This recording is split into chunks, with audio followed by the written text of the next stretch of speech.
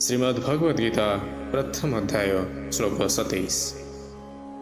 तान् समीक्ष्य कौन्तेयः सर्वान् बन्धून् अवस्थितान् कृपया परयाविष्टो विषीदन् इदम् अब्रीत्।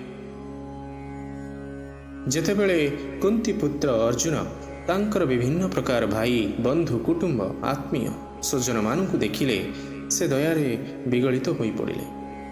पूरा जीवन पांडुपुत्र धृतराष्ट्रंक पुत्र मानक सहित रहिले। सबु बंधु कुटुंब समस्त तो गोटे घरर निजर, दुई पक्षरे तो निजर ही लोक अछंती, किंतु एबे गोटे पक्षरे शत्रु तो आउ गोटे पक्षरे मित्र। समस्तंक सह अर्जुनंकर युद्ध नथिला, परंतु एबे सेमाने अधर्मर बाट चयन करिथिबारु शत्रु पक्ष चयन करिथिबारु सेमानंक सहित तांकु लढिबाकु हेबो। राधे राधे।